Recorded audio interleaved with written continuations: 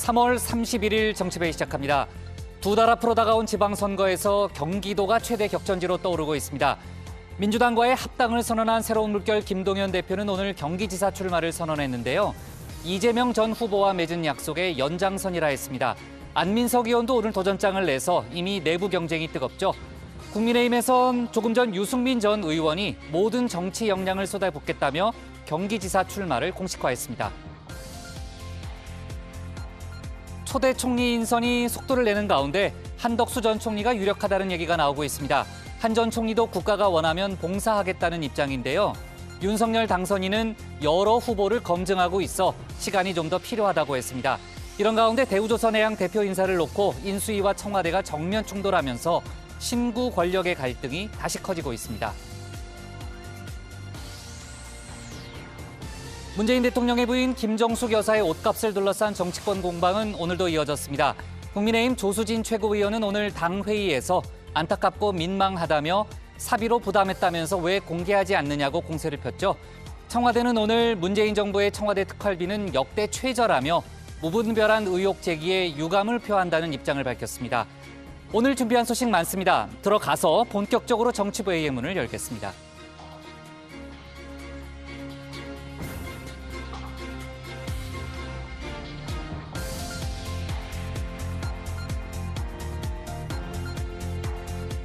국가대표 정치뉴스쇼 정치배이 시작하겠습니다. 오늘 회의는 신체커, 박마커, 백반장 조멘토, 박준혜 수호통역사, 그리고 정치배이 애청자 정의원분들과 함께하겠습니다.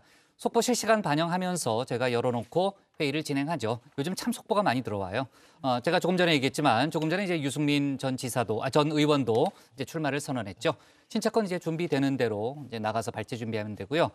백반장, 제가 지금 이제 경기지사 선거에 대해서 얘기를 하지 않았습니까? 이제 유승민 전 의원이 오후 3시에 기자회견을 했는데 뭐라고 얘기하던가요? 네, 유승민 전 의원은 그동안 지방선거 출마와 정계 은퇴를 모두 선택지로 놓고 고민했다고 했습니다. 결국 경기지사 출마로 마음을 굳혔습니다. 유 전 의원은 경기도를 경제의 중심으로 만들겠다면서 당의 경선에 참여하는 건 당연하고 룰도 수용하겠다고 했습니다. 네. 정계 은퇴까지 고려했다는 거는 이제 오늘 얘기는 아니고 이제 그동안 여러 언론 인터뷰에서 그렇게 밝혀왔고 오늘은 이제 그 경기도를 경제의 중심지로 만들겠다 이런 얘기를 했는데요. 민주당에서는 이제 오늘만 김동연, 안민석 두 후보가 도전장을 냈잖아요. 그 내부 경쟁이 아주 가열되고 있는데 이재명 전 후보를 등판시켜야 한다 뭐 이런 일각의 주장도 있다는 거죠? 네, 서울과 경기 모두 거물급 차출론이 거론되면서 그런 주장까지 나왔는데요. 현실성이 높아 보이진 않습니다. 민주당에서는 이미 4명이 출사표를 던졌고 최재성 전 수석까지 결심하면 5파전으로 진행될 가능성이 있습니다. 네. 자, 김동연 대표가 오늘 이제 출마를 선언하면서 어쨌든 지금 이제 민주당과의 합당이 추진되고 있으니까 민주당 내부 경선이 아주 뜨거울 걸로 보이고요. 관련된 얘기는 저희가 톡 쏘는 정치에서 짚어보도록 하겠습니다. 앞서 제가 헤드라인에서 얘기했지만 대우조선해양 인사를 둘러싼 신구 권력 갈등 커지고 있는데요. 잠시 후에 뉴스픽에서 짚어보겠습니다. 오늘도 뉴스가 많네요. 신혜원의 뉴스픽 5부터 오늘의 정치부회의 출발하겠습니다.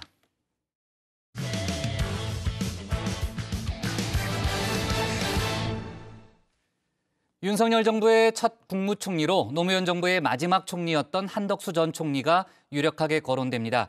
이르면 이번 주 발표가 있을 걸로 보이죠. 이런 가운데 신구 권력이 대우조선해양 대표 인사를 두고 다시 맞붙었습니다. 모렴치한 알박기다, 눈독을 들인다 이렇게 강도 높은 비판을 주고받았는데요. 관련 소식을 신혜원 체커가 정리했습니다. 네, 다정의 시작을 알리는 코너 뉴스픽 5 시작해보겠습니다. 자, 오늘 준비한 소식은요. 끝 총리에서 첫 총리, 그리고 몰렴치 알박기, 블랙리스트 24시, 마지막 이순자 단독 상속입니다.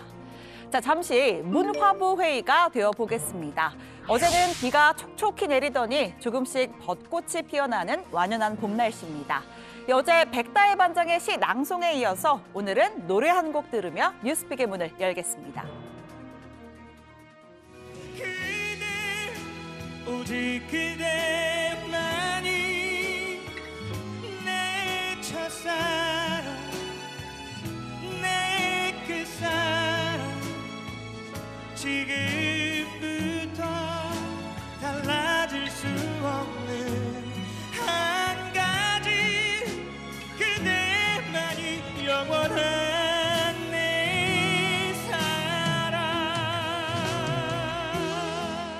네, 정말 빠져듭니다. 이 누군가에게는 첫사랑이 끝사랑이 되고 때로 누군가의 끝사랑이 또 다른 누군가의 첫사랑이 되기도 하죠. 자, 오늘의 첫 번째 픽은 노무현 전 대통령의 끝사랑이자 윤석열 당선인의 첫사랑이 될 가능성이 높은 이 사람의 이야기로 시작하려 합니다. 가장 뛰어난 대통령은 어느 분이라고 보십니까? 인화력. 저는 뭐 이분을 좀 쳐야 되겠네요. 네. 왜냐하면 소위 그 협치, 네. 협치라는 개념을 도입하신 분은 노무현 대통령이시거든요. 그다음에 정책 결정할 때 반대자들하고 다 같이 모여서 결정을 하셨어요. 네. 막 토론이 붙고 하지만 최종적으로는 이분이 가장 나라를 위해서 옳다고 생각하는 정책을 하면 그다음엔 사실 이견이 별로 없었거든요. 네, 빠르면 이번 주말 발표될 윤석열 정부의 초대 총리로 노무현 정부의 마지막 총리를 지낸 한덕수 전 총리가 유력하게 거론됩니다. YS부터 MB까지 정권을 가리지 않고 등용된 경제, 외교, 안보, 그리고 통상 전문가인데요. 윤석열 당선인이 바라는 인재상에 거의 100% 부합하는 경력을 갖췄습니다.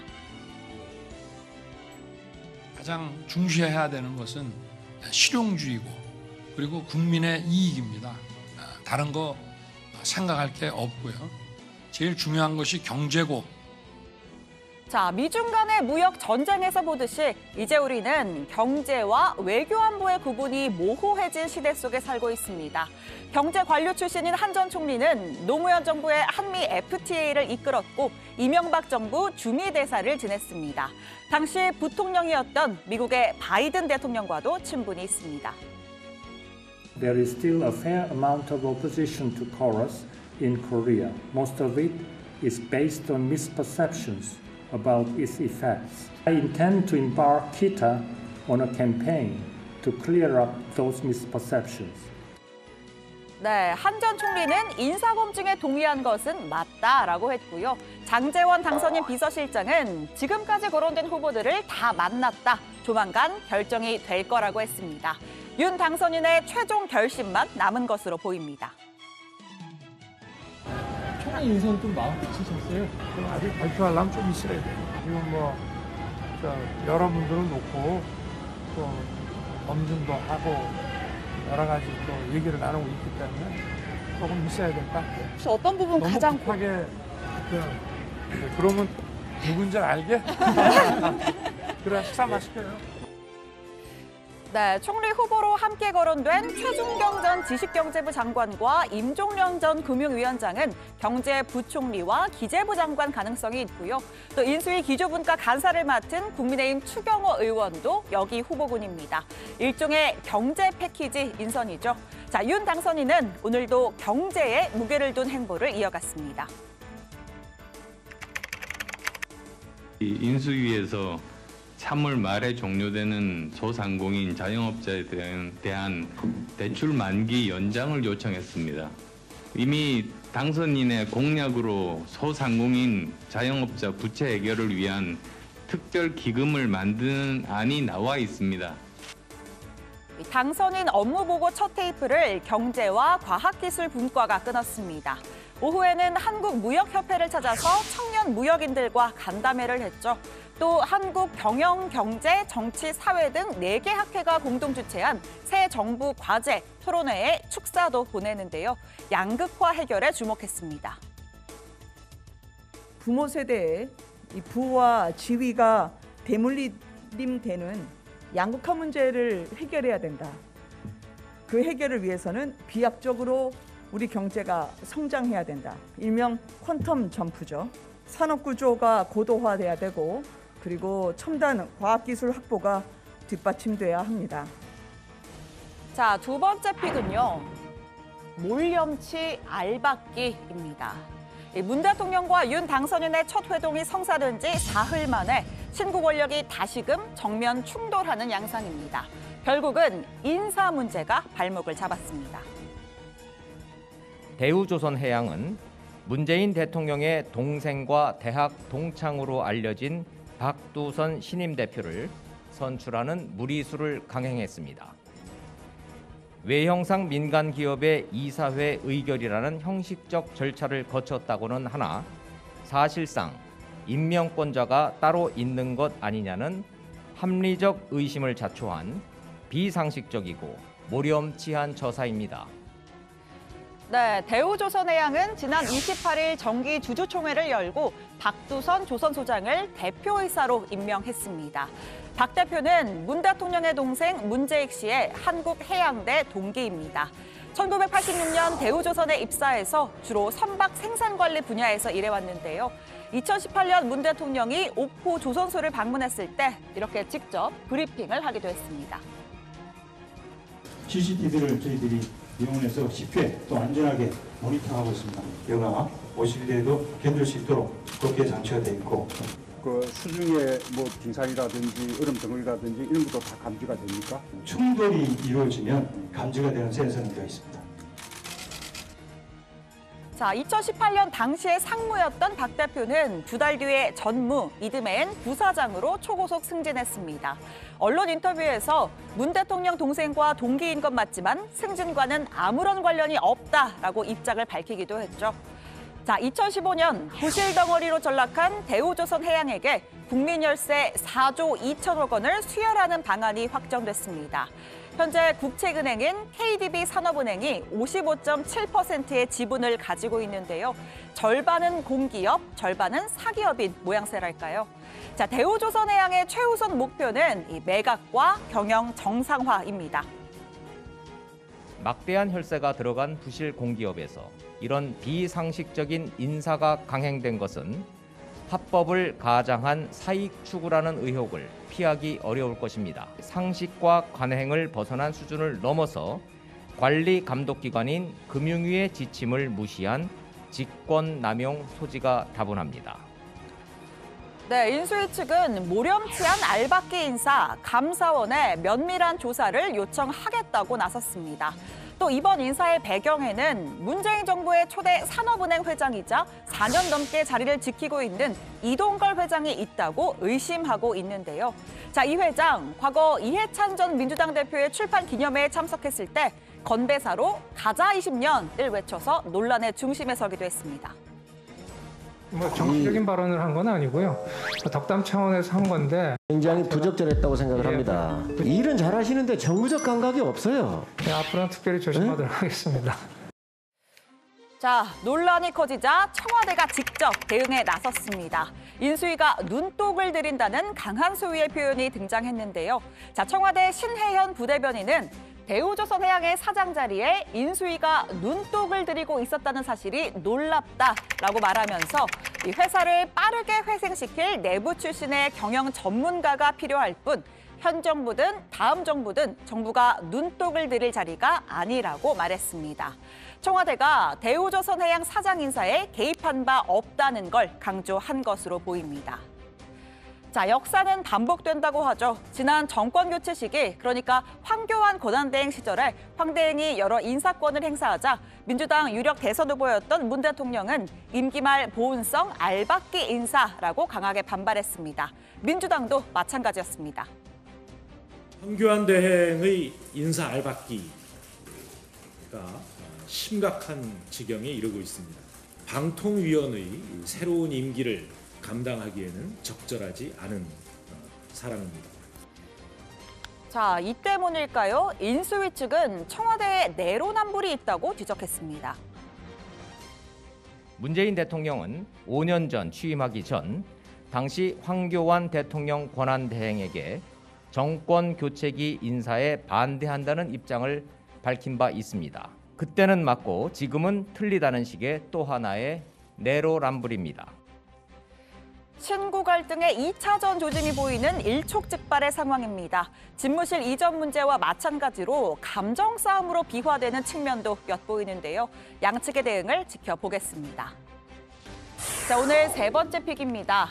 블랙리스트, 역시 인사 얘기네요. 자, 문재인 정부 산업부의 블랙리스트 의혹을 수사 중인 검찰이 통일부와 교육부까지 범위를 넓혔습니다. 정권 초기 사표를 내고 물러났던 일부 기관장들을 상대로 참고인 조사를 이미 끝냈다고 하는데요. 임기를 1년 남기고 물러나야 했던 통일부 산하 남북 하나재단의 손광주 전 이사장은 당시에 천혜성 통일부 차관이 정권이 바뀌면 사표를 쓰는 게 관례라고 요구해서 받아들였다고 밝혔습니다. 이렇게 할 수 있는 것을 무려 3년 2개월이나 시간을 끌어왔다는 점에 어처구니가 없습니다. 문재인 정권의 부당한 개입 말고서는 이 사건 수사를 지체할 다른 이유가 없는 것 아닌가 하는 생각을 하게 됩니다. 한편 민주당 박홍근 원내대표는요, 최근 국민의힘이 공공기관 임원들의 명단과 주요 이력을 작성할 것을 요구했다면서 블랙리스트 작성 사례를 즉시 진상조사하겠다고 주장했습니다. 입맛에 맞지 않는 사람을 직접 속아내라는 무언의 압력이자 백기투항을 요구하는 노골적인 메시지입니다. 이에 국민의힘 측은 단순한 실무상의 착오다, 블랙리스트 작성 의도는 전혀 사실이 아니라고 해명했습니다. 이렇게 정권 교체기마다 반복되는 속가내기 알박기 논란, 과연 서로를 비난할 자격이 있는지도 묻고 싶습니다. 네 번째 픽은요, 24시입니다. 자, 인수위가 코로나의 정점이 지나면 영업시간 제한을 전면 폐지하자고 말했습니다.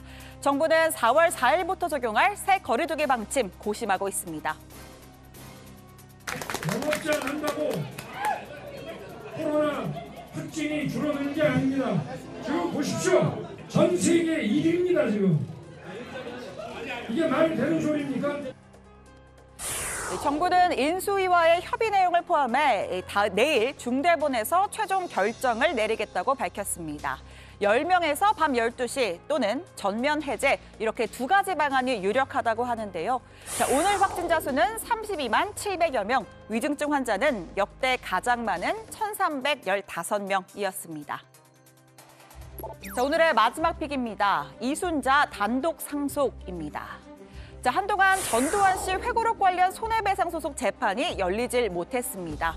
전 씨가 사망하면서 누군가 소송을 이어받아야 하는데 법적 상속인이 정해지지 않았기 때문이죠. 자, 전 씨 측은 전 씨의 법정 상속인 지위를 부인 이순자 씨가 단독으로 받기로 했다고 밝혔습니다. 자, 이에 이순자 씨는 전 씨의 재산과 채무 그리고 소송도 이어받게 됐는데요. 다만 추징금은 현행법상 상속 대상에 해당하지 않습니다. 전 씨는 추징금 956억 원을 미납한 채 사망했습니다. 네, 목요일의 뉴스픽 여기까지입니다. 들어가서 원픽 꼽아보죠. 뉴스픽 5였습니다. 신구 권력의 갈등이 그동안 여러 곳에서 불거졌죠. 청와대 이전이라든지 또 공기업 인사 문제라든지 여러 가지 사안이 있었는데 대우조선해양 대표 인사를 놓고 다시 한번 갈등이 불거졌고요. 자, 그리고 이제 조금 더 매끄럽지 않게 진행됐던 사안 중에 하나가 또 추경이 있습니다. 물론 이제 여야는 이제 신속하게 심산하겠다라는 그런 원론적인 입장을 밝히고 있지만 기본적으로 이제 인수위와 또 정부 재정당국의 협조가 그렇게 원만하지는 않았죠. 조금 전에 이제 속보가 하나 들어왔는데 이 속보를 좀 얘기하고 좀 넘어가면요. 그 인수위가 추경 작업을 인수위에서 하고 제출은 현 정부에서 하지 않고 윤석열 정부가 출범한 뒤에 하겠다라는 그런 입장을 밝혔습니다. 추경호 의원이 브리핑한 내용이고요. 아마 주요 내용은 코로나 손실 보상이 될 거라는 그런 내용이고 그동안 이제 윤 당선인이 소상공인 자영업자에 대한 온전한 손실 보상을 약속했기 때문에 그 내용이 담길 걸로 보입니다. 추경호 의원이 이런 얘기를 했어요. 현 정부의 의사결정을 책임지는 분과 상의하고 그분이 협조하면 되고 안 되고의 문제가 아니다 이렇게 얘기했는데 글쎄 뭐 누구를 얘기하는지 모르겠지만 홍남기 부총리가 아닌가라는 그런 생각도 드는데 다소 좀 불편한 그런 감정도 내비친 걸로 보입니다. 자, 좋습니다. 어제 저희가 속보로 다뤘지만 현 그러니까 총리 영순위로 꼽히던 안철수 인수위원장이 고사의 뜻을 밝히면서 지금 총리 인선 작업이 속도를 내고 있잖아요. 물론 다른 후보들이 있습니다만 일단은 한덕수 전 총리가 유력하다는 얘기가 많이 나오고 있죠. 네, 오늘 아침 김은혜 대변인은 총리 인선의 기준은 대내외 위기 속에 내각을 안정적으로 이끌 수 있고 부처 간 유기적인 협력을 이끌 수 있는 분이라고 말했습니다. 한덕수 전 총리는 인수위가 밝힌 총리 인선 기준, 그러니까 경제와 외교 안보 적임자라는 점에 더해서 민주당이 주도권을 쥔 인사청문 전국에서 국회 인준 부담감도 적은 인물로 꼽힙니다. 네, 아무래도 이제 여소야대라는 점을 생각하지 않을 수 없을 거고요. 특히 이제 노무현 정부 때 총리로서 인사청문회를 거쳤다는 점이 상당히 주요한 포인트죠. 네, 그렇습니다. 국민의힘 홍준표 의원은 소통 채널 청년의 꿈에서 노무현 정권 때 총리를 했으니 민주당에서 인사청문회를 해본들 거부 못하지요라는 말을 남기기도 했는데요. 실제로 민주당 입장에선 DJ와 노 전 대통령이 중용한 한덕수 전 총리를 반대하기 쉽지 않을 것으로 보입니다. 만약 한 전 총리가 윤석열 정부의 첫 총리에 오른다면 김종필 전 총리, 고건 전 총리에 이어서 세 번째로 보수와 진보 양 정권에서 총리를 지낸 인물이 됩니다. 네. 자, 아무래도 이제 이번 일요일, 그러니까 3일에 발표가 이루어질 가능성이 높다는 그런 얘기가 나오고 있고요. 4월 초에 하겠다고 이제 인수위에서 발표를 한 상황이죠. 만우절에는 보통 인사 발표를 안 한다라는 그런 김은혜 대변인의 발표도 있었습니다. 자, 윤석열 당선인의 오늘 행보를 좀 정리를 해보면요. 오전에는 경제분과 인수위 보고를 받았고 오후에는 청년 무역인들을 만났다는 거죠? 네, 윤 당선인 오후에 청년 무역인들을 만나서 윤석열 정부는 일자리를 만들어내는 기업과 청년에게 무한한 기회를 제공하는 정부가 될 수 있도록 최선을 다하겠다 입장을 밝혔습니다. 청년 무역인들은 윤 당선인에게 무역산업 성장의 필수 조건인 전자상거래 교육을 나라에서 해줬으면 좋겠다라는 의견을 밝혔는데요. 공정한 기회와 도전할 수 있는 사회를 만들어달라는 요청도 있었습니다. 이에 윤 당선인이 좋은 메시지다, 제가 적극 추진하겠다고 화답했습니다. 자, 다음 주에는 윤석열 당선인이 안보 행보에 나선다는 거죠? 그렇습니다. 윤 당선인이 다음 주 초에 평택 미군 기지를 방문해서 한미 연합 사령관 등을 만날 계획이라고 합니다. 이 당선인 신분으로 미군 기지에 방문하는 건 좀 이례적인데요. 북한의 도발이 잇따르는 가운데 한미 연합 방위 태세를 점검하는 차원으로 풀이가 됩니다. 앞서 노무현, 이명박, 박근혜 등 역대 대통령들이 당선인 시절에 용산 합참 방문을 했었고요. 그때 인근 연합사를 들렀고 문 대통령은 취임 후 6개월 뒤에 트럼프 당시 미국 대통령이 방한했을 때 평택 기지를 처음 찾았습니다. 자, 그리고 윤 당선인 다음 주에 안보뿐 아니라 지역 행보에도 나설 계획입니다. 대구 경북을 시작으로 해서 호남과 부산, 경남 등을 방문하는 걸 검토하고 있는데요. 이 TK 지역을 갔을 때 전직 대통령 박근혜 씨를 만날지도 주목이 되는 상황입니다. 네. 자, 앞서 이제 대우조선해양 인사를 둘러싼 신구 권력의 갈등을 짚어봤는데 표현이 상당히 세잖아요.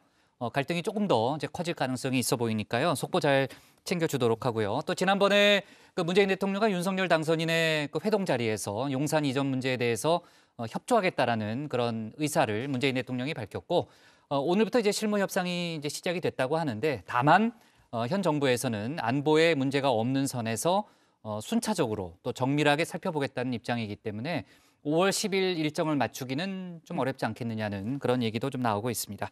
자, 관련된 속보 역시 저희가 챙겨보도록 하겠습니다. 신체커가 고른 오늘의 원픽은 뭡니까?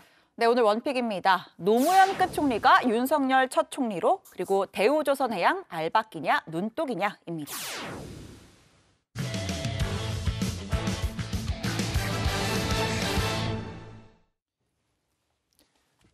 오늘 지방선거 관련 속보가 많습니다. 지난 대선에 도전했었죠. 새로운 물결 김동연 대표와 국민의힘 유승민 전 의원이 오늘 나란히 경기도지사 출사표를 던졌습니다. 경기지사 선거에 판이 커졌다는 평가인데요. 반면 서울은 아직 민주당이 오세훈 시장에 맞설 마땅한 카드를 찾지 못하고 있습니다. 송영길 전 대표의 차출론이 떠오른 가운데 당내에서는 갑론을박이 한창입니다. 관련 내용을 조멘토가 정리했습니다.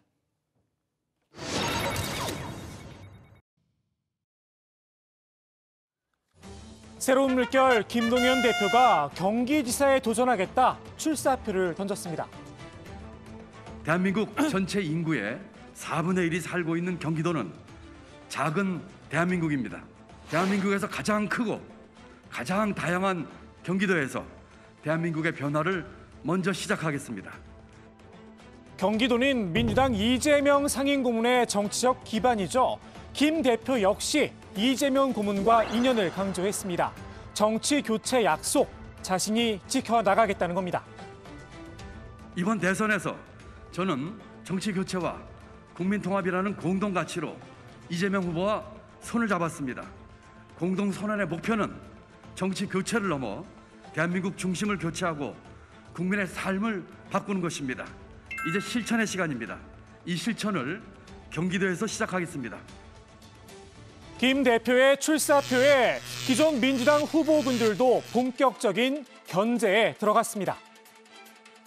서울로 갈 때 그렇게 연기 피우고 네. 이러면서 이게 이제 소위 말하는 교란 작전인데요. 네. 정치 처음 하시는 분이 저는 이 노무현 참여정부 때 국정과제 비서관이었는데 이분은 이명박 정부 때 했더라고요. 예. 그래서 아마 민주당 경선에 합류하게 되면 또 제대로 붙어볼 수 있다 하는 생각이 듭니다. 경선 룰을 놓고도 신경전을 벌였는데요. 김 대표는 당이 결정하면 쿨하게 따르겠다는 입장이었죠. 그런데 오늘은 슬쩍 사족을 덧붙였습니다. 외부 인사에 대한 배려도 필요한 게 아니냐는 겁니다. 지금 이제 권리당원 50% 그 룰 때문에 저처럼 바깥에서 온 사람은 이 좀 불공정하다고 하는 문제가 있을 수 있어서 바깥에서 들어오는 어떤 그 후보도 이와 같은 점에서 공정하게만 처리될 수 있도록 좀 신경을 썼으면 하는 생각을 하고 있지만 전반적으로는 당의 결정을 따를 생각이라는 말씀을 드립니다. 다만 원론적인 이야기일 뿐 조건을 따질 생각은 없다는 점도 재차 강조를 했는데요. 민주당 기존 후보들 입장에선 이제와 룰에 손을 댄다라 어불성설이겠죠. 그래서 경선룰을 변경한다는 것은 그거는 특정 주자를 위한 편의를 봐주겠다는 식으로 상당한 논란이 벌어질 수가 있습니다. 김 대표의 출마 선언에 조금 가려진 측면이 있죠. 안민석 의원도 오늘 경기지사 도전을 공식 선언했는데요. 이재명 고문의 찐친이란 점을 강조해온 안 의원. 오늘도 이 고문의 이름을 수차례 되뇌었습니다. 이재명의 경기 도정을 이어받아 안민석이 더 크게 키우겠습니다. 이재명, 안민석은 기질이 아주 비슷합니다. 첫 번째, 불의를 보면은 참지를 못합니다. 두 번째, 이재명과 안민석은 끊임없이 기득권에 저항해온 사람들입니다. 세 번째, 이재명과 안민석은 한다면 하는 그런 기질을 가지고 있는 사람입니다. 이른바 명심이 누구에게 있느냐? 이번 민주당 경기지사 경선의 키포인트 가운데 하나죠. 일단 이재명계의 좌장 정성호 의원은 김동연 대표의 출마 선언장에 이렇게 모습을 드러냈습니다. 다만 김 대표를 지지하는 건 아니다 선을 그었지만 말입니다. 이 고문에 보이지 않는 손 정말 작동하지 않는 걸까요? 이재명 파워가 강한 곳이 경기도기 때문에 여기는 명심이 어디 있느냐가 중요할 텐데 김남국 의원 보시기에는 명심은 어디 있습니까? 누구에게나 있습니다. 오늘 국민의힘에서도 대선 주자급 인사가 경기지사에 출사표를 던졌죠. 정계 은퇴까지 고민했다던 유승민 전 의원. 23년 정치 인생을 경기도에 쏟겠다 약속을 했습니다. 제가 가장 깊이 고민했던 것은 저 유승민이 경기도 행정의 책임자가 되는 것이 경기도민들께, 국민들께 그리고 더 나은 세상을 만드는 데 도움이 되느냐였습니다. 꼭 그렇게 하겠다고 결심했습니다. 꼭 그렇게 하겠다고 약속드립니다. 23년째 정치의 한복판에서 바람과 서리를 맞으며 키워온 저의 모든 역량을 쏟아부어 경기도를 위해, 대한민국을 위해 저를 바치겠다는 약속을 드립니다. 민주당에선 견제구를 던지기 시작했죠. 김동연 대표는 내가 진짜 경제 전문가다. 비교 우위를 주장했습니다. 의원 같은 경우는 오랜 의정생활 하시면서 경제를 직접 운영하시기보다는 옆에서 평가하고 비판하고 훈수하는 역할을 하셨던 것이죠. 저처럼 35년간 경제를 직접 운영하고 경제정책을 총괄하고 하는 그런 경험은 없으셨다고 생각을 하고요. 조정식 의원은 차기 대선을 위한 경력 관리용이 아니겠느냐면서 윤화땡을 외쳤습니다. 경기도를 이끌어갈 수장적 의미보다는 결국 차기 대선에 대한 경력 관리 아니겠어요? 네, 그런 데서 또 인구가 1,400만에 달하는 경기도에서 보기에는 그건 국힘이 대단히 오만하고 그것도 또 일방적으로 하는 거다. 정성호 의원은 유 전 의원의 정치 이력을 문제 삼았습니다. 대구에서 정치를 시작하고 이후 중앙정치로 진출한 인물이라면서 경기도와는 아무 인연이 없다는 겁니다. 일면 맞는 말이긴 한데요. 그럼 송영길 전 대표의 서울시장 차출로는 어떻게 봐야 할까요? 정 의원이 직접 송 전 대표를 찾아가 출마 의사를 타진하기도 했죠. 대선을 패배했을 때 당 대표였고 예. 또 지역 연고 기반이 인천이고 네. 근데 갑자기 서울로 오신다. 뭐 그런 것들을 감안하면은 조금 자연스럽지는 않죠. 대학을 서울에서 다녔다. 여의도에서 의정 활동을 했다. 남다른 인연을 강조하고 나설지도 모르겠습니다. 물론 송 전 대표의 최종 결심을 지켜봐야겠지만 말입니다. 일단 송 전 대표의 출마 의지 없는 건 아닌 듯합니다. 만약 이 독패를 본인이 들어야 된다라고 한다면 기꺼이 하겠다라는 그런 의지는 결연한 의지는 좀 보였습니다. 다만 출마 명분이 문제죠. 대선 패장에 귀환 송 전 대표는 당 지도부가 출마를 요청해 주길 바라는 눈치인데요. 힘들고 희생하고 봉사하는 그 어려운 길이지만 당에서 결정을 해준다라고 한다면 송영길 대표님도 그것을 따르지 않을까 그렇게 보고 있습니다. 당내 반응은 썩 좋지 못합니다. 서울시장 선거에 나서고 싶다면 차출이 아니라 자출이 필요하다는 겁니다. 대선 패배에 대한 부분을 좀 빚을 내려놓고 싶다. 그런 생각이 있으시면 본인이 얘기를 하셔야 돼요. 무슨 뭐 차출이라고 하는 형식으로 다시 복귀하는 방식은 별로 이렇게 책임 있는 모습 같아 보이진 않아서요. 더욱이 열린민주당 김진애 전 의원이 이미 출사표를 던졌죠. 경선을 관리해야 하는 당 지도부 입장에서 형평성 문제도 불거질 수 있습니다. 여기에 송 전 대표가 최선의 카드냐? 이건 또 다른 문제죠. 벌써 패배를 염두에 둔 물음표가 달렸습니다.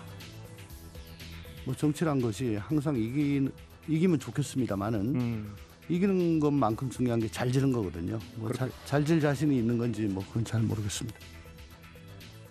당내 잇단 반발 여론 때문일까요? 정성호 의원이 아예 명심을 들고 나왔습니다. 이재명 고문도 송 전 대표가 정치적 역할을 해야 하지 않겠느냐 이야기를 했다는 겁니다. 이 고문 이미 송 전 대표 차출론에 좋아요를 누른 이력이 있죠. 정 의원은 송 전 대표가 최상책이라고 생각하지는 않는다면서도 차악도 선택하는 게 정치다. 대안을 갖고 이야기하면 좋겠다. 불편한 심기를 드러냈습니다.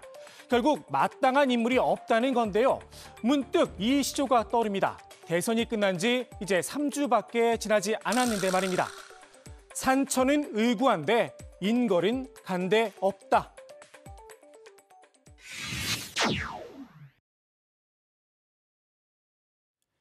이른바 하방을 선언했던 국내임 홍준표 의원. 천하 경영의 포부를 대구에서 먼저 시작하겠다. 출사표를 던졌습니다. 지난 대선 경선에서 보내주신 그 성원과 사랑 그리고 제 꿈과 비전을 소중히 품에 안고 이제 고향 대구로 다시 돌아왔습니다. 천하 경영의 포부를 대구시정부터 먼저 시작하도록 하겠습니다. 체인지되고 다시 대구의 영광을 우리 되찾도록 합시다. 명분 꽃피는 희망의 대구를 향해 우리 모두 손잡고 힘차게 나가도록 하십시다. 앞서 홍 의원은 경선 룰 문제를 놓고 민감하게 반응했었죠. 감점제 도입으로 10% 페널티를 안고 당내 경선을 뛰어야 하는데요. 100m 경주에서 상대방은 10m 앞서간다. 내가 우사인 볼트냐? 불만을 드러내기도 했습니다. 다만 대구 여론을 감안하면 홍 의원에게 불리한 상황만은 아닙니다. 43.1%의 지지율, 10% 감점을 감안하더라도 경쟁 상대인 김재원 전 최고위원을 여유롭게 앞섰습니다. 다만 최근 권영진 대구시장의 불출마 선언으로 약간의 변수가 발생했죠. 더욱이 이런 당부의 말까지 남겼는데요. 누가 윤석열 정부의 성공을 뒷받침하면서 대통령과 호흡을 맞추어 대구의 발전을 이끌어갈 적임자인지 시민 여러분들과 당원 동지들께서 현명하게 판단해 주시기 바랍니다. 이 적임자라는 말, 홍 의원 스스로도 자신은 아니라고 생각한 듯 싶습니다. 못마땅한 심기를 있는 그대로 드러냈는데요. 퇴임 많은 시장이 할 말은 아닙니다. 대통령하고 어떻게 협력 없이 대구시 발전이 있을 수가 있겠습니까? 그건 퇴임하는 시장이 할 말은 아니죠. 그냥 물러나면 되는 거죠. 반면 김재원 전 최고위원은 내심 반기는 모습입니다. 적임자론, 요즘 김재원 전 최고위원이 밀고 있는 말이기도 하죠. 윤석열 정부와 호흡을 맞춰서 일할 수 있는 새로운 사람이 적임자다. 그런 말씀을 하셨더라고요. 저는 지금 윤석열 정부의 출범에 맞추어서 대구 발전에 가장 기여할 수 있는 적임자라고 생각하고 있습니다. 이른바 윤심을 등에 업고 경선을 치르겠다는 보관인 듯 싶은데요. 지금의 여론조사 결과 홍 의원의 이름값일 뿐이라며 역전을 자신했습니다.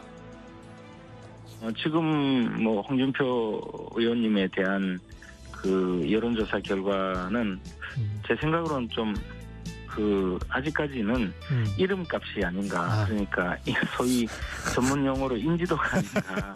역시 밑바닥 민심이라든가 지역의 여론은 크게 움직이고 있고 크게 출렁거리고 있기 때문에 조만간 전혀 다른 결과를 보실 수 있을 것이라고 확신하고 있습니다. 대구의 민심을 크게 흔들 또 다른 변수, 전직 대통령 박근혜 씨의 최측근 유영하 변호사의 출마 여부인데요. 내일 관련 입장을 밝힐 걸로 보입니다. 유 변호사가 출마를 결심한다면 국민의힘 경선 구도가 한층 복잡해질 듯 싶은데요. 유인심이냐 박심이냐 아니면 홍심이냐 치열한 대리전이 예상됩니다. 민주당에선 홍일학 전 의원이 출마를 고심하고 있다는 소식이죠. 국민의힘 주요 후보군을 싸잡아 비판하며 예열을 시작했습니다. 총선 때 홍준표는 두더지처럼 기어들어오더니 김재원은 날파리처럼 날아들어온다. 대선 때는 이재명이 박창달을 밀어넣더니 급기야 박근혜도 유영하를 밀어넣는다. 이제 2달 앞으로 다가온 6일 지방선거, 여야의 정치 공방이 벌써부터 치열한데요. 무엇보다 정책이 중요한 지역의 일꾼을 뽑는 선거라는 점 잊지 말아야겠죠. 오늘의 톡쏘는 한마디 이렇게 정리합니다. 내 손으로 지방자치를 부활시켰다고 하는 데 대해서 참 뿌듯하고 참 자부심을 가집니다. 나의 고장, 나의 이웃을 위해서 무엇을 할 것인가 하는 데서 투표 행사해 줬으면 좋겠다 하는 생각을 가집니다. 민주당에서는 이른바 당 지도자급 인사들에 대한 총동원령을 내렸잖아요. 어제 저희가 그 내용을 짚어봤었는데 지금 이제 서울의 송영길 전 대표 차출론뿐 아니고요. 다른 지역에도 여러 인사들의 이름이 오르내리고 있죠. 네, 그렇습니다. 여러 인사들의 이름이 아이디어 차원에서 막 쏟아지고 있는데요. 추미애 전 법무부 장관의 대구시장 도전, 박영선 전 중소벤처부 기업부 장관의 경남지사 출마, 이강재 의원의 강원지사 출전 시나리오 등이 거론이 되고 있습니다. 다만 이 강원지사 출마를 전향적으로 검토하고 있는 이 의원을 제외하고는 현실화 가능성이 좀 낮다는 의견이 지배적입니다.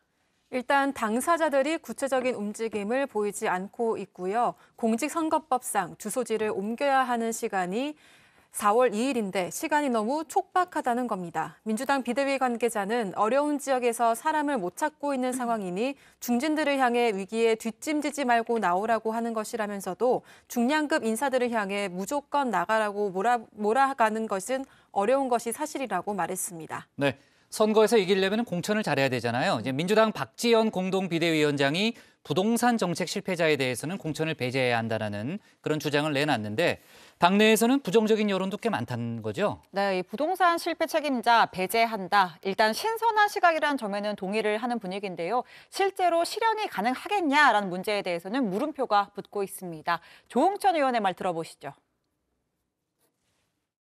정책이라는 것이 그렇게 간단하게 그러니까요. 볼 수 있는 건 아니고 또 이 사람이 여기에 책임이 있다, 저건 저 사람이 책임이 있다 그러면 소재를 그렇게 쉽게 가를 수 있을 것인가 하는 문제도 있습니다. 실제 적용을 하려면 그러니까 그렇게 그게 말처럼 그 칼로 두부 썰듯이 그렇게 쉽게 딱 드러나기는 쉽지는 않을 것 같습니다. 네, 소지와 범위가 좀 모호할 수 있다 이런 주장인데요. 임대차 3법에 앞장을 섰죠. 서울시장 출마에 적극적 의사를 밝혔던 박주민 의원이 대표적입니다. 기준이 애매한 데다 지난 대선 때 공적도 생각해봐야 하는 것 아니냐라는 의견도 나왔습니다. 예를 들면 박주민 의원은 포함이냐 아니냐. 네, 그래서 저는 오히려 이게 아니라 선거에 도움을 준 사람들 평가해서 출마에 가점을 주겠다라고 저희가 약속을 했거든요. 그래서 열심히 노력하신 분들에게 오히려 긍정적인 플러스 점수 주는 것을 적극 고려해야 하는 게 더 필요하다고 생각됩니다. 자, 이런 가운데 노영민 전 청와대 비서실장도 부동산 정책 실패 책임자 중에 한 명으로 거론됩니다. 노 전 실장은 충북지사 도전을 선언하고 이미 예비후보 등록까지 마쳤습니다.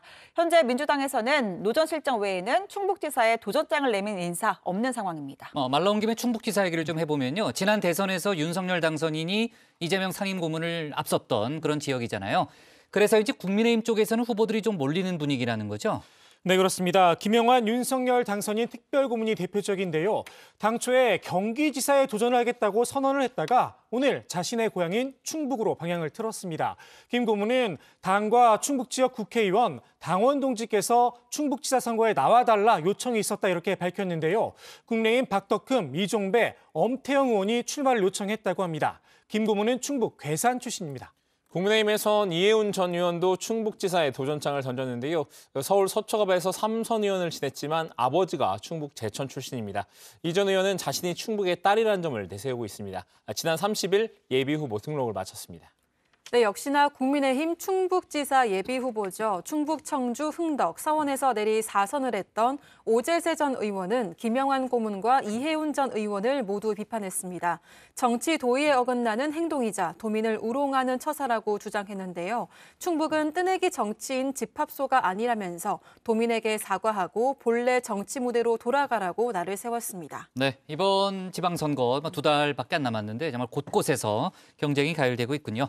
자, 앞서 봤듯이 유승민 전 의원이 조금 전 경기지사 출마를 선언했는데 이에 대해서도 당내 반발이 있죠. 네, 역시 경기지사에 도전장을 내민 심재철 전 국회 부의장입니다. 경기도민은 배반자 TK 정치인 유승민은 TK에서 정치를 끝내길 바라고 있고 대통령 환자에게 경기도의 행정을 맡기지 않을 것을 확신한다. 좀 거세게 비판을 했습니다. 경기도 언론과 도민은 제2의 이재명 대통령 환자보다 경기도에서 정치를 하고 경기도에서 무덤을 덮고 죽음으로 화답할 인물을 찾고 있다면서 경기도민이 유승민을 심판할 것이다. 날을 세우기도 했습니다. 네, 유승민 전 의원이 경기도에 연고가 없다는 점을 부각한 지금 이제 신체거 얘기 들어보니까요. 부각한 것 같은데 유 전 의원이 관련해서 입장을 내놨다는 거죠? 네, 그렇습니다. 유승민 전 의원은 경기도에 연고가 없다는 점은 인정을 했습니다. 다만 수많은 국민들이 연고 없이 경기도에 자리를 잡고 살고 있다면서 결격사항이 되지는 않는다 이렇게 선을 그었는데요. 경기도 행정의 최종 책임자가 되는 게 경기도민들을 위해 옳은 거라면 그 뜻을 따르겠다 이렇게 밝혔습니다. 그러면서 자신의 인물 경쟁력을 강조했는데요. 그 어떤 후보보다 경기도정을 4년간 잘 이끌 자신이 있다 이렇게 밝혔습니다. 네, 새로운 물결 김동연 대표에 대한 평가도 내놨잖아요. 그렇죠? 네, 맞습니다. 경기지사는 말을 잘 듣는 공무원을 뽑는 게 아니다라면서 공무원 출신인 김동연 대표를 우회적으로 꼬집었는데요. 경기와 안보의 중심지인 경기도를 책임지려면 고도의 정치적 판단이 필요하다는 겁니다. 이재명 고문을 지키겠다는 민주당 후보들의 공약도 싸잡아 비판했습니다. 이재명 고문이 잘한 건 계승하고 잘못한 건 고치고 개혁해야 한다면서 이재명의 경기도가 아니라 도민들의 경기도다 강조했습니다. 네, 자, 톡쏘는 정치 이렇게 정리하겠습니다. 김동연, 유승민 경기지사 출사표, 송영길 차출, 부자연 대안 있냐로 제목을 잡겠습니다. 다음은 백다의 반장의 국회 상황실입니다.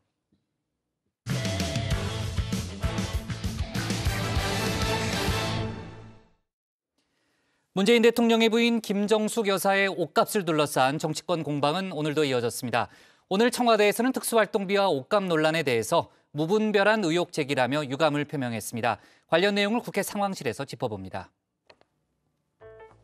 네, 여러분의 열화와 같은 성원에 힘입어서 오늘도 백다혜의 상황실 해시태그로 준비해봤습니다. 최근 눈길을 끄는 정치권 이슈들 해시태그로 먼저 살펴보겠습니다. 네, 유감 표명 첫 번째 소식인데요. 문재인 대통령의 부인 김정숙 여사의 옷값을 두고 여야의 공방이 계속되고 있습니다. 의혹이 해소가 됐다고 평가하시는 겁니까? 네네, 그렇습니다. 그래요. 그렇게 지금 그러니까 이 특수활동비에 대해서 지금까지 대통령의 특수활동비 내역을 밝히지 않아온 그런 그 관례를 알고 오히려 마치 그 논두렁 시계 같은 가짜 뉴스를 마구 퍼뜨리고 있는 것으로 보여집니다. 임기 초반에는 대통령의 일정은 물론 모든 정보를 투명하게 공개하겠다고 약속했습니다. 그래서 퇴임을 40일 앞두고 불거진 김정숙 여사의 옷값 논란, 옷값의 특수활동비 전용 의혹은 안타깝고 민망합니다. 사비로 부담했다면 법원에 공개하라는 판결에 왜 불복했는지, 국익 때문에 비공개를 왜 운운해 이를 키웠는지 도무지 알 수 없습니다. 민주당은 논두렁 시계의 시즌2라며 가짜뉴스라는 입장을, 국민의힘은 특수활동비를 공개하라며 맞서고 있는데요. 그 기존의 옷들을 리폼하거나 이렇게 디자인하는 경우들이 좀 왕왕 계신데 모친이 포목상을 하셔서 그러신지 워낙 그런 거에 재주도 좋으시고 감각도 있으시고 그래서 저는 옆에 있으면서 뭐 리폼하고 새로 만들고 이런 거 워낙 많이 봐왔어서 이러한 이 기사들이 굉장히 좀 실소를 금할 수 없는 그런 내용들이고 이게 이런 기사가 왜 하필 이때 나오는가. 사실이라면 공개해서 후임 대통령 부인들에게 귀감이 되도록 해야 합니다. 물러나는 대통령의 내로남불 논란, 물러나는 대통령의 부인을 둘러싼 구구한 억측을 모두 끊어주실 것을 요청합니다. 김정숙 여사의 검소함을 강조하는 고민정 의원의 발언을 직접 겨냥하기도 하는 모습인데요. 이렇게 여야 공방이 계속되는 가운데 청와대는 오늘 연이은 의혹에 대해 다시 한번 유감을 표명했습니다. 임기 말 청와대의 특수활동비뿐만 아니라 김정숙 여사의 옷값과 액세서리까지 거론되는 무분별한 의혹 제기에 다시 한번 유감을 표합니다. 문재인 정부는 역대 정부 대비 특수활동비 규모를 최소화하고 감사원 검사를 최초로 도입하였으며 단 한 건의 지적도 받은 바가 없다는 점을 다시 한번 강조합니다. 최근 논란이 되고 있는 특수활동비와 관련한 특별 브리핑을 개최한 건데요. 문재인 정부는 연평균 96.5억 원의 특활비를 편성해 오고 있고, 이는 청와대 특활비가 도입된 1994년 이후 역대 정부 최저 수준임을 강조했습니다. 또 청와대의 특활비는 매년 감사원의 검사를 받고 있다고 밝혔는데요. 그러면서 감사원의 특활비 결산 검사는 문재인 정부에서 처음으로 도입해서 시행하고 있음을 강조했습니다. 하지만 김정숙 여사의 옷값 논란은 계속해서 의혹 제기와 반박이 이어지고 있는데요. 김정숙 게이트라는 주장도 나왔습니다. 대통령인 남편 월급이 1,500만 원인데 저 두 군데서만 쓴 돈이 거의 한 달 월급입니다. 게다가 문재인 대통령 재산은 1억 5천 가까이 늘었다고 신고를 했고요. 이 정도면 김정숙 게이트죠. 네, 어제는 김정숙 여사가 한복과 구두를 구입하면서 현찰을 봉투에 넣어 건네는 방식으로 결제를 했다는 증언이 나왔다는 소식 전해드렸는데요. 실명 인터뷰긴 하지만 또 이제 일방의 주장이기 때문에 아마 청와대 또 해명이나 또 반박이 나올 것 같은데 관련된 내용은 저희가 내일 추가로 소개하도록 하겠습니다. 네, 복국장의 예상이 맞았습니다. 청와대 관계자는 해당 보도에 대해 김정숙 여사의 사비를 현금으로 썼고 세금 계산서까지 발행하도록 지시한 것으로 한다며 문제될 것이 없다는 입장을 밝혔습니다. 실제로 문제의 보도 속 수제화를 판매한 업체의 대표 또한 다른 인터뷰에서는 카드로 결제했다고 말했습니다. 김정숙 여사 구두를 9켤레를 사갔다 그랬잖아요. 6개. 6개 9켤레라고 전에 TV조선에 그때 보도 말씀하셨던데. 네네네. 그 비용은 다 현찰로 받으셨어요? 카드. 카드요? 네. 그럼 본인이 직접 오신 건 아니죠? 아니죠. 그 밑에 그 보좌관이 왔죠. 네, 2억 원짜리 고가품 브랜드라는 논란이 일었던 브로치의 제작자도 입을 열었는데요. 한 박스에 3개 정도, 세트로 50만 원 정도 하니까 하나 가격은 생각하시면 되고요. 또 양아무개 선생님 옷이 한국 전통 민화를 사랑하시는 여사님께 이렇게 전통 호랑이처럼 멋지다면서 한국의 대표 동물이니 달고 다니시겠다고 하셔서 하나를 옷과 함께 드린 것으로 압니다. 그러면서 해당 보도의 기자가 시사의 브로치가 아닌 것을 오래전에 알고 있었으면서도 보도를 이어갔다고 전했는데요.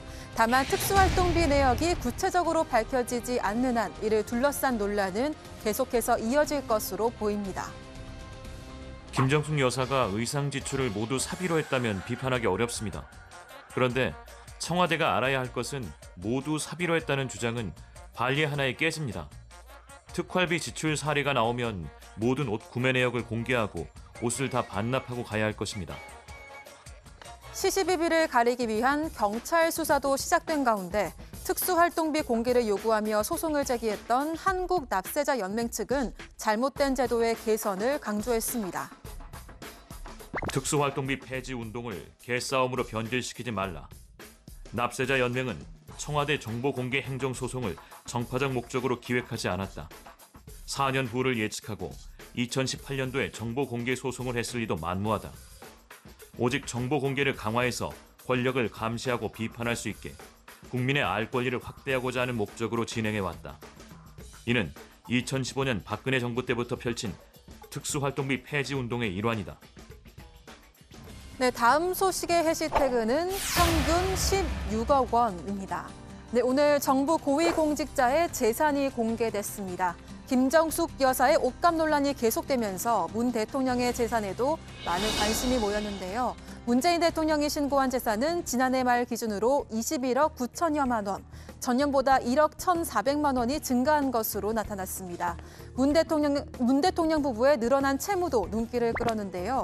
전년 기준 1억 9,200만 원에서 16억 8,100만 원으로 증가한 것으로 나타났습니다. 1년 사이에 약 15억 원가량의 빚이 새로 신고된 건데요. 이는 문 대통령의 금융기관 채무 3억 8,900만 원과 김정숙 여사의 4인간 채무 11억 원인 것으로 드러났습니다. 청와대 관계자는 세사적 건설로 인한 일시적 채무라며 관련 빚을 다 갚았다고 말했습니다. 돈을 빌린 사람 역시 이해관계가 없는 사람이며 이자 비용도 다 지급했다고 전했는데요. 아들인 준용 씨와 딸 다혜 씨의 재산은 독립생계 유지를 이유로 고지를 거부한 것으로 드러났습니다. 네, 이어서 다른 고위공직자들의 재산도 살펴보겠습니다. 이들의 신고재산 평균은 약 16억 원, 종전의 신고액보다 1억 6천만 원가량이 늘었는데요. 이는 주택가격과 주가 상승의 영향을 받은 것으로 나타났습니다. 한편 문재인 정부의 부동산 정책이 다주택자 규제 기조였던 만큼 주택 자산에도 많은 관심이 모였는데요. 올해 공개된 고위공직자 중 14.5%가 집이 2채 이상인 다주택자인 것으로 나타났습니다. 2년 전의 33%와 비교해 절반을 밑도는 수준인데요. 2019년 말부터 정부가 다주택 고위공직자들에게 매도를 권고한 결과로 해석되고 있습니다. 국회의원 286명의 1인당 평균 재산은 23억 8천만 원, 500억 이상 자산가 3명의 의원을 빼고 집계한 결과입니다. 네, 임대차 3법을 놓고 여야가 대립하는 가운데 주택 자산도 확인해 보겠습니다. 본인과 배우자 명의 기준 집을 2채 이상 보유한 국회의원은 41명인데요. 정당별로 보면 국민의힘이 28명, 민주당은 10명, 무소속 3명 순이었습니다. 강남 3구에 주택을 보유한 국회의원도 눈길을 끌었는데요. 모두 47명으로 국민의힘 27명, 민주당 16명, 무소속 4명이었습니다. 그런데 이들 중 정작 자신의 지역구에 있는 주택을 매도하고 강남 3구의 주택을 가진 경우도 있었습니다. 특히 지난해 부동산 투기 의혹으로 민주당에서 제명된 뒤 경찰에서 무혐의 처분을 받고 복당한 임종성 의원. 자신의 지역구인 경기 광주 을이 아닌 서울 대치동의 은마 아파트를 보유한 것이 드러난 건데요. 이번에 공개된 모든 재산 변동 사항은 공직자윤리위가 오는 6월 말까지 심사할 예정입니다. 네, 마지막 소식의 해시태그는 임명당일 사의입니다. 대통령직 인수위원회 국민통합위원회의 정치분과 위원장을 맡은 김태일 장안대 총장이 임명 당일 사의를 표명했습니다. 하루도 채 되지 않아 스스로 사의를 표명한 것에 대해 여러 추측들이 나왔는데요. 김 총장은 인터뷰를 통해 직접 이유를 밝혔습니다. 인선 보도가 나간 뒤 국민의힘에서 굉장히 강렬한 반발이 있었다. 도와주러 왔는데 이렇게 거절을 하며 내가 먼저 그만두겠다고 했다. 아마도 나의 정치적 입장 때문이었을 것이다. 내가 썼던 글이나 대화와 관련된 것들일 것이다. 김 총장은 한 언론사에 칼럼을 써오고 있었습니다. 그중 지난 1월 당시 윤석열 대선 후보의 여가부 폐지 공약을 비판한 것이 문제가 됐다는 건데요. 김 총장은 대선 기간 동안 당시 윤석열 후보가 페미니즘의 갈등의 틈새를 파고 들었다면서 균열을 증폭시키는 이간기를 쓰고 있다고 표현한 건데요. 그러면서 당시에 이런 쓴소리가 적개심을 주지 않겠냐고 말한 겁니다. 한편 윤석열 당선인 측은 김 총장의 사의 표명에 대해서 어떤 이유로 사의를 표명했는지 파악한 바 없다고 말했습니다.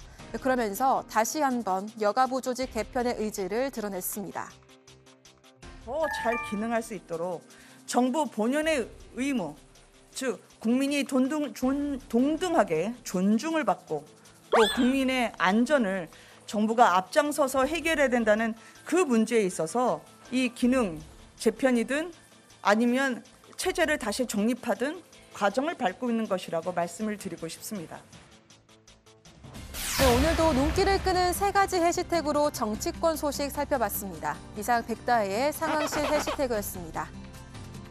네, 김태일 총장이 스스로 물러난 데 대해서 물론 이제 여가부 발언 외에도 뭐 여러 이제 발언과 행적이 논란이 됐다는 얘기도 있긴 합니다만 일단 그건 알 수 없는 노릇이고요. 일단은 여가부 이제 비판 발언을 둘러싼 이제 논란이 됐다는 그런 얘기가 나오고 있어서 이제 관련된 내용 백 반장이 소개를 했습니다. 김정숙 여사의 옷값 논란이 계속되고 있는데요. 오늘 청와대가 공식적인 입장을 다시 한번 밝혔고 청와대 국민소통수석을 지냈던 민주당 윤영찬 의원도 한마디 했네요. 네, 윤영찬 의원은 최근 이 옷값 논란과 관련해서 대통령과 배우자의 공무 수행에 대한 기본적 이해가 없는 무지한 행태라고 지적을 했습니다. 이 자중합시다라는 글을 올려서 새 정부가 전 정부를 모욕하는 것을 통해 출발하는 것은 안 된다라고 주장했는데요. 그러면서 대통령 부인이 사비를 들여 외교 행사를 위해 의복을 구입한 것에 대한 공격은 뜬금없고 저급하다고 주장했습니다. 또 최근 한복과 구두를 구입할 때 현금 봉투를 건넨 것에 대해서도 왜 비난의 대상이 되는 건지 모르겠다 이렇게 전했는데요. 장인들이 만든 한복과 구두는 현금으로 예를 갖춰 지불했다는 겁니다. 그러면서 외교와 공무의 기본도 모르는 척하는 이들의 난데없는 공격에 정작 중요한 국가적 과제와 성과들이 가려지고 있다 이렇게 비판을 했습니다. 네. 자, 여가부 개편 관련해서 이제 인수위에서 많은 고민을 하고 있고 어제 이제 여성단체와의 간담회도 있었는데요. 일단은 이제 여가부를 미래가족부로 변경해서 확대 개편하는 거 아니냐라는 그런 얘기가 많이 나오고는 있습니다. 아직 정해진 건 아니지만요. 하지만 이준석 대표는 오늘 다른 입장을 내놨죠. 네, 그렇습니다. 현재 인수위는 윤석열 당선인의 여가부 폐지 공약에서 여성이라는 단어를 빼고 인구 문제 등에 대처하는 미래가족부로 확대 개편하는 방향을 검토하고 있는데요. 이에 국민의힘 이준석 대표가 선거 과정에서 구상했던 것과 다른 방향이라며 부정적인 입장을 내비쳤습니다. 미래가족부로 이름만 바꾼다는 것은 다양한 오해를 낳을 수 있다면서 폐지라는 단어에 부합하는 식으로 이루어져야 한다고 말했습니다. 한편 민주당 일각에서는 윤 당선인의 여가부 폐지 공약 자체를 폐지하라는 요구가 나오고 있죠. 권인숙 의원은 여가부 폐지는 당선인이 후보 시절부터 노골적으로 공약한 거라고 목소리를 높였는데요. 예산과 조정의 주체인 부처가 없는 상태에서 몸통, 손발, 먹을 것도 없는 그 양성평등위원회는 껍데기로서도 기능할 가능성이 전혀 없다고 나르셨습니다. 네. 자, 일본이 역사 왜곡 교과서를 검정 통과시킨 것에 대한 정치권 공방도 오늘 벌어졌는데요. 민주당 박홍근 원내대표가 당선자의 침묵이 국민을 불안하게 하고 있다 이런 발언을 했고요. 김은혜 대변인이 금도를 지켜달라 이렇게 얘기를 하면서 다소 이제 갈등이 불거지는 그런 일도 있었습니다. 자, 오늘 발제 이렇게 정리하겠습니다. 청와대 특활비 김정숙 여사 옷값 무분별한 의혹 제기 유감으로 제목을 잡겠습니다. 다음은 박준우 마커의 주민으로 갑니다.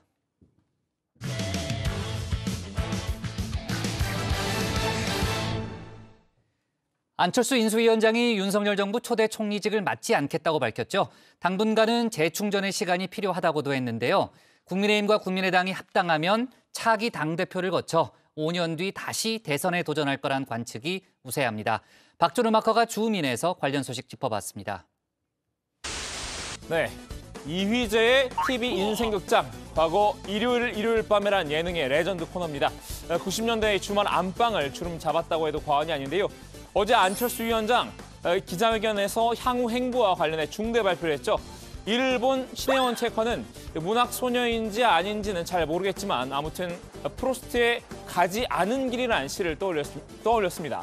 반면 탑골 예능 전담 마크 매니저는 이휘재의 인생극장이 떠올랐습니다. 그래 결심했어. 윤석열 정부의 초대 총리를 맡아서 행정 경험을 쌓아보는 거야. 지금은 일단 재충전이 필요해. 내각보다는 일단 당에서 내 기반을 다지는 게 더 중요해. 네, 안 위원장의 최종 선택 바로 오른쪽이었는데요. 윤석열 정부 초대 총리직을 고사하겠다는 내용이었습니다. 저 개인적으로는 당선인께 본인의 뜻을 펼칠 수 있는 공간을 열어드리는 것이 더 좋지 않을까라는 생각을 하게 됐습니다. 그래서 저는 인수위원장에서 다음 정부에 대한 청사진 좋은 그림 방향을 그려드린 다음에 직접 내각에 참여하지는 않는 것이 오히려 더 부담을 덜어드리는 것이겠다. 주민이 선정한 오늘의 주인공 안철수 인수위원장인데요. 유력한 차기 총리 후보로 거론되던 안 위원장이 왜 이런 선택을 했는지 그 이유부터 알아보겠습니다. 또 안철수 위원장이 국무총리 생각이 있었다면은 인수위원장을 맡지 않았을 것이다. 저는 그렇게 보고 있는데요. 요직을 연석에서 만든 것 자체가 너무 과도한 욕심을 부린 것으로 비춰지지 않겠어요, 국민들에게? 안 위원장이 밝힌 표면적인 이유는 윤석열 당선인에게 부담을 주지 않기 위해서라는 건데요. 윤핵관인 권성동 의원, 최근 인터뷰에서 안철수 총리설에 대해 부정적인 입장을 나타냈었죠. 안 위원장으로선 일종의 압박처럼 느꼈을 수도 있을 텐데요. 다른 사람도 아닌 이 윤핵관의 입에서 나온 말인 만큼 윤 당선인이 총리 후보로 다른 인사를 염두에 두고 있다는 뜻으로 읽힐 수도 있기 때문입니다. 결국 안 위원장은 윤핵관의 바람대로 총리 포기를 선언했는데요. 대신 실리는 확실히 챙기는 모양새입니다. 저는 우선은 대국민 약속을 했지 않습니까? 공동정부에 대한 대국민 약속을 지킨다는 의미에서 자격 있고 깨끗하고 능력 있는 분들 장관 후보로 열심히 추천할 생각입니다. 그 부분에 대해서는 변함이 없습니다. 안 위원장은 인수위 구성 과정에서 인수위원 3분의 1을 추천했던 바 있죠. 초대 내각을 구성할 때도 장관 추천권을 행사하겠다는 의지를 표명한 건데요. 단일화 과정에서 윤 당선인과 공동정부를 구성하겠다는 약속대로 자신의 사람을 확실히 챙기겠다는 의도로 풀이됩니다. 인수위원장을 맡아서 저는 설계를 하면 당연히 들어가서 시공까지도 책임져야 되는 거 아닌가 하는 생각을 했는데 조금 의외였습니다. 큰 욕심 위해서 작은 욕심 버린다 하는 뜻이죠. 어느덧 정치 경력 10년이 넘은 안 위원장, 사실 입문 단계부터 정치와는 성향이 맞지 않는다는 혹평도 들어왔는데요. 정치를 하고 싶으면은 국회부터 들어가가지고서 정치를 좀 제대로 배워가지고서 정치를 해야 된다고 그랬더니 날 보고 국회의원은 아무것도 하는 일이 없는 사람들인데 왜 자기 보고 국회의원을 하느냐는 그 얘기를 내도록 하더라고요. 그래서 내가 솔직히 해서 이게 도대체 이 양반이 정치를 제대로 안 하냐 하는 생각을 갖다 했기 때문에 더 이상 그 다음에 말을 이어가지를 않고 내가 자리에서 떠버린 그런 적이 있는데 특히 현실 정치 문법과는 동떨어진 행보로 이렇게 주변에 사람이 없다는 비판에도 시달려왔습니다. 저와 인연이 있는 사람이 최적의 후보일 때는 자기 사람 챙기기라고 하고 저와 인연이 있는 사람이 선정되지 않으면 자기 사람도 못 챙긴다고 합니다. 그런 잣대로 비판한다면 하느님인들 비판받지 않을 방법이 없을 겁니다.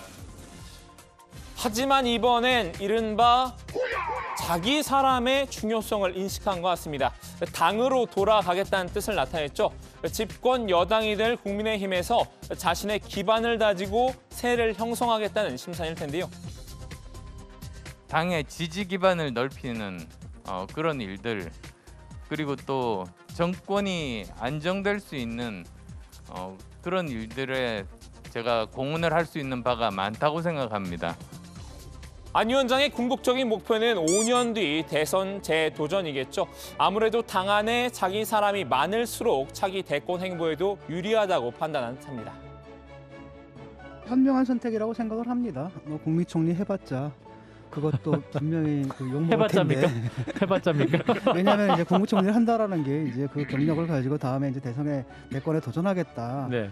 대권에 도전하는 자산으로 삼겠다라는 건데 국무총리 지금 이 정권에서 해가지고 잘하기 좀 힘들거든요. 끝난 다음에 다시 당에 들어오게 되면 당에 또 근거가 자기가 없잖아요. 자기 지지 기반이 없지 않습니까? 안철수 위원장이 이 JP 모델보다 YS 모델을 채택했다고 보면 이해가 쉬울 텐데요. 김종필 전 총리는 지난 1997년 대선 야권 단일화로 김대중 정부에서 초대 총리를 지냈었죠. 하지만 나중에 대권을 잡는 데는 실패했습니다. 반면 김영삼 전 대통령은 노태우 정부에서 3당 합당을 통해 먼저 여당 인사로 탈바꿈했는데요. 통합정당인 민자당에선 비록 비주류로 출발했지만 점차 자신의 지지세를 늘려 대선 후보의 자리를 꿰찼습니다. 김영삼 대표 최고위원은 후보 수락 연설에서 겸허한 자기 반성으로 당의 단결과 화합을 굳건히 다지는 전화위복의 계기로 삼아야 할 것이라고 말하고 3당 통합의 결실을 바탕으로 민주주의의 완성, 선진경제 실현. 그리고 마침내 14대 대통령으로 선출이 됐지요. 안 위원장 역시 이런 YS 모델을 따라 총리보다는 당권을 장악한 게 우선이라고 본 셈입니다. 다만 지금 당장 당권에 도전하겠다는 생각은 없다고 말했는데요. 1년 뒤면은 한참 뒤입니다. 그리고 그동안에 뭐 여러 가지 많은 일들이 생길 것 아니겠습니까? 그래서 그건 그 부근 가서 판단할 생각입니다. 안 위원장의 큰 그림을 짐작해 보면요. 일단 인수위 이후 잠시 휴식기를 갖고 그 이후에 내년에 당대표에 도전할 것으로 보입니다. 2024년에는 당대표로서 총선을 지휘하고 그리고 마지막으로 2027년 대선에 재도전하는 순으로 차기 행보를 구상 중인 것 같은데요. 안 위원장은 단일화 선언 때도 통합정당의 대표가 되고 싶다는 뜻을 간접적으로 내비친 바 있습니다. 국민의힘을 보다 더 실용적인 정당, 중도적인 정당으로 변화시키는 것입니다. 사실 그래야지만이 더 많은 지지층들을 확보하는 대중정당이 될 수 있게 됩니다. 일부 작은 기득권 세력들만 보호하는 그런 옛날의 그런 모습의 정당으로는 이번에 정권 교체를 하더라도 다시 실패를 할 수 있고 또다시 국민의 외면을 받을 수 있습니다. 다당제 정치를 내려놓는 대신 보수 정당을 개혁해 보겠다는 의지를 나타내는 모습인데요. 그렇다면 국민의힘과 국민의당 간 합당은 순조롭게 이루어질까요? 특정 영화나 드라마에서 조연을 맡았던 인물을 주인공으로 내세워서 새로운 이야기를 만드는 걸 스핀오프라고 하죠. 이쯤에서 오늘 주민도 스핀오프를 시도해 볼까 합니다. 우선 어떤 당으로 돌아오시는지가 되게 궁금하고요. 그러니까 왜냐하면 지금 합당이 진행 중에 있는데 뭐 인수위를 마치셨을 합당이 완료됐을 것이다 이렇게 판단하고 국민의힘 이준석 대표 합당 논의 과정에선 또 다른 주인공이죠. 안 위원장이 당으로 돌아가겠다고 한 만큼 합당 논의에도 속도가 붙을 텐데요. 일단 지금까지는 합당이 순조롭게 진행될 전망입니다. 안 위원장 합당 이후 조기 전당대회를 통해 통합정당의 새로운 대표를 선출하자는 요구를 할 법도 하지만요. 그런 주장은 전혀 하지 않고 있습니다. 합당을 하더라도 이 대표의 임기가 보장돼야 한다는 데 동의한 것으로 보이는데요. 사실상 국민의당이 국민의힘에 흡수통합되는 형식을 감수하겠다는 뜻으로 풀이됩니다. 당권이라는 게 지금 이준석 대표 임기가 내년이니까요. 지금 당장 그 생각을 하고 있지는 않습니다. 안 위원장 일단 쉬겠다고는 했지만 합당이 잘 마무리되면 6월 지방선거 공천 과정에서 지분을 요구할 가능성은 남아있는데요. 하지만 여기서 이 대표가 제동을 걸고 나섰습니다. 이 대표가 내세운 이번 공천의 키워드 공정이죠. 국민의당과의 합당이 예정되어 있는 만큼 합당 간에 있을 수 있는 여러 가지 공천 과정에서의 오해를 불식시킬 수 있는 공정한 공천이 진행되어야 함을 각 시도당에서도 유념하고 진행해 주시길 부탁드리겠습니다. 국민의힘 내부 단속 목적도 있겠지만 안 위원장이 공천에 개입한 일도 없어야 한다는 점을 분명히 한 발언입니다. 이 대표는 안 위원장이 지방선거에서 역할을 맡는 데 대해서도 회의적인데요. 선대위원장 역할 이런 걸 기대하신다면은 그러면 당과의 일체화가 굉장히 중요합니다. 이때 안철수 대표께서 여러 정당을 이제 옮겨 다니셨지만은 우리 국민의힘 그러니까 예전에 새누리당 계열 정당과의 인연은 별로 없으셨거든요. 안 위원장이 인수위 업무를 마치고 돌아와서 지방선거까지 관여하기에는 시간이 촉박하다고 봤기 때문인데요. 합당이라는 산을 넘긴다고 해도 안 위원장과 이 대표 이 두 사람이 과연 같은 당에서 어떻게 공생해 나갈지 궁금해집니다. 자, 오늘 주민 한마디 정리합니다. 미리 엿본 안철수의 시나리오, 당권 거쳐 5년 후 놀이라. 국민의힘 이준석 대표와 전국 장애인 차별철폐연대 간의 신경전은 오늘도 이어졌습니다. 이 대표가 오늘도 언론 인터뷰에서요. 전장현의 시위는 서울 시민을 볼모로 한 불법이다. 이런 주장을 이어갔죠. 네, 이 대표는 기존 입장을 이어갔습니다. 이 대표는 지하철에 들어가서 시위하는 것 자체가 다 불법이라고 했는데요. 이 대표는 단순 불편이 아니라 수십만 명이 타고 있는 지하철을 한 번에 세워버리는 것이라며 앞으로 이동권 시위든 여러 장애인이 아닌 다른 분들 시위든 지간에 최대 다수의 불편을 야기하면 우리 이야기를 들어주더라 식으로 사회 시스템이 정립하게 된다고 목소리를 높였습니다. 이 대표는 시위의 대상이 중요하다고 본다면서 이동권 문제에 있어 이분들이 진짜 요구하는 것이 있다면 정치권 상대로 하면 되고 아무리 표현이 과격하고 아무리 불편을 야기한다고 해도 사회적으로는 용납이 된다고 말을 했습니다. 특히 전장현 시위가 과거 박원순 서울시장 시절 10년 동안과 비교를 했을 때 과격하지 않다가 지난해 오세훈 서울시장이 부임한 후 심해졌다고 주장했는데요. 한번 들어보시죠.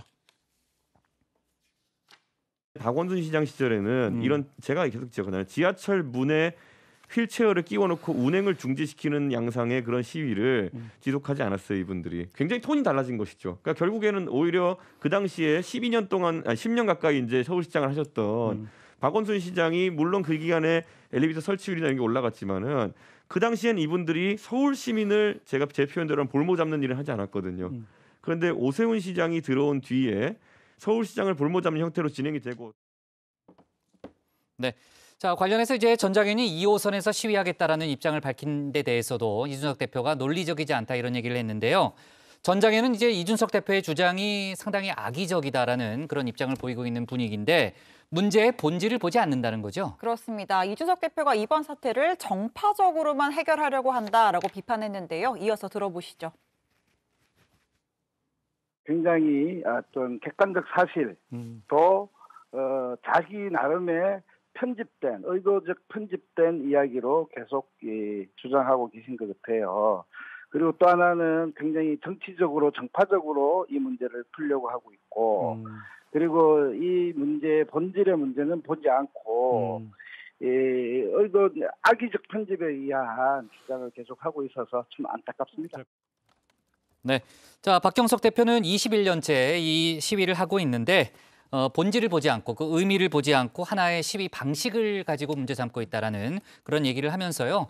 이준석 대표에게 100분 토론을 하자고 제안도 했습니다. 제가 아까 보니까 이준석 대표도 하겠다라는 그런 입장을 밝힌 것 같고 방송인 김어준 시사회로 하자라는 또 그런 주장을 또 이준석 대표가 하기도 했다고 합니다. 자, 좋습니다. 오늘 주민 제목 이렇게 정리하겠습니다. 미리 엿본 안철수의 시나리오. 당권 거쳐 5년 뒤 재도전으로 제목을 잡겠습니다. 오늘 정치부에는 여기까지 하겠습니다. 저희는 내일 오후 4시 40분에 다시 찾아뵙겠습니다. 수고하셨습니다. 수고했습니다. 백반장.